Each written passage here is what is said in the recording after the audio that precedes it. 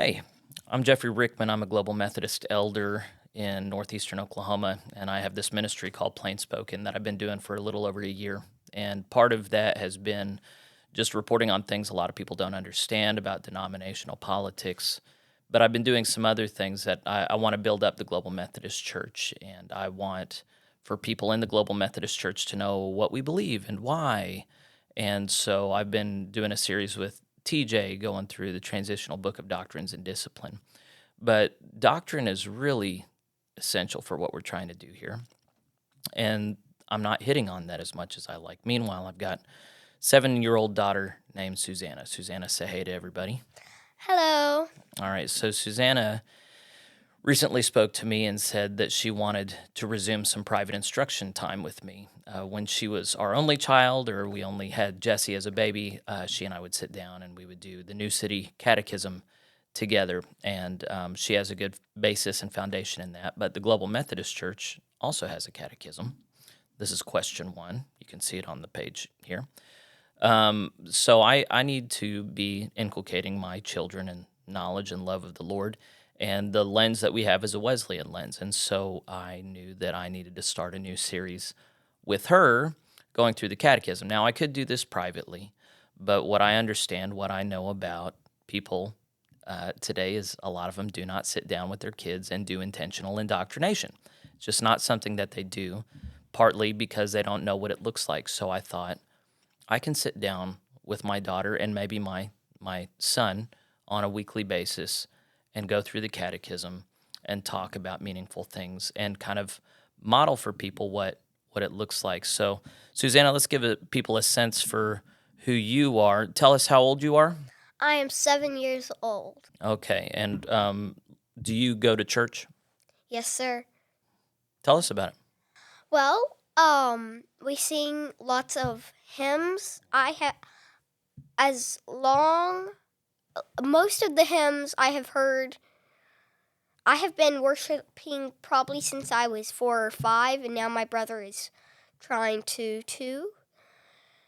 And I've learned lately that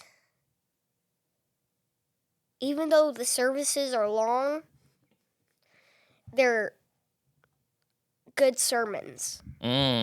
Somebody's sucking up to the preacher. So, yeah, we enjoy thinking and talking about faith, and we do it at home, but we're not studying the Bible as much as we ought, and we're not talking about one of the things about a catechism. There are a lot of people who have faith, but they don't really know how to talk about it in a way that's safe. You know, a lot of people would rather not talk about it for fear that they're going to say something heretical or wrong. So it's really helpful to have things that are designed to be memorized that speak about faith adequately and accurately. So, Susanna, week to week, we're going to look at these catechism questions. Perhaps you could show everybody kind of how this is structured and what they're going to encounter with us as they go through each question with us. Okay, so what you see above is the question and telling you which question it is, like question 1 or question 2 or question 3. And as you can see here, it says, what do you believe in God? And then there's a line, and it's separating the question from the answer, which is, yes, I believe in God the Father, the Almighty maker of heaven and earth, of all that is seen and unseen. So that would be like the answer. And then below, in little white numbers and letters, there are different books, chapters, and verses that all connect to that question and answer. Yeah. So week to week, you and I are going to go through just one question at a time. And here's the structure that I'm thinking of. I'm thinking we're going to start with Susanna saying a prayer, then me quizzing Susanna on previous questions that we've covered, and then getting into the question. And then it's my intention, Susanna, to look at each all the citations at the bottom, to have slides for that and read through those scriptures together and connect them to the questions. So this is not going to be some surface level thing. We're going to try and start connecting the Bible to our doctrinal heritage.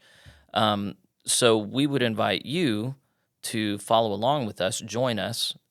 My hope is that children will join us sometimes, but this is really going to be more for adults. So the reality is that the primary religious instructors for children are supposed to be their parents.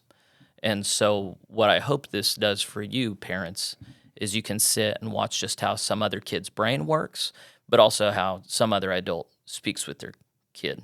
And then from that, you can decide, okay, I like how he does this, and I'm going to do this with my children, and I hate how he does this, so I'm going to do something else. It's just fine if you don't think I'm not doing this because I think I'm perfect. I'm doing this because people need to get moving on this, and so I just have to provide some kind of framework.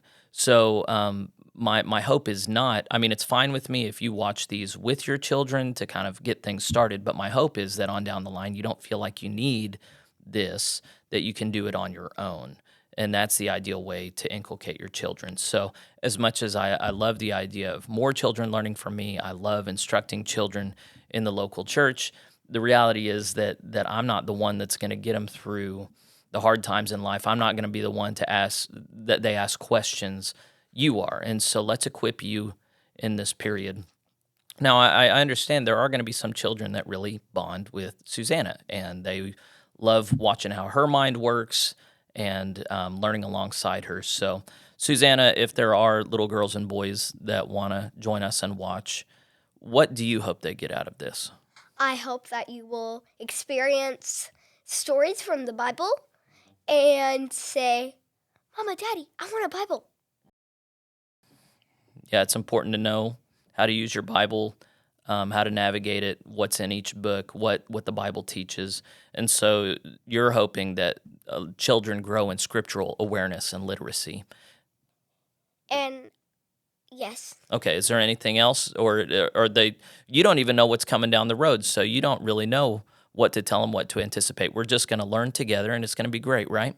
Yes, sir. Okay, very good.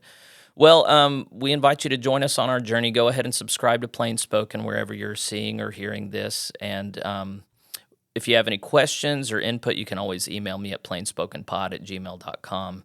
And we'll just ride this thing out as we see fit. I think it's going to be between 30 minutes and an hour each time. We'll see. But I want this to be something that really holds on and makes a big difference in my daughter's life. And then ideally something that really helps a lot of people in the Global Methodist Church reclaim our doctrinal heritage, set aside the time and space necessary to know what we believe and why, and reclaim this faith that has been entrusted to the saints. So we enjoin you to join us. We encourage you to join us on a weekly basis. We hope to do this, and may God be glorified. See you next time.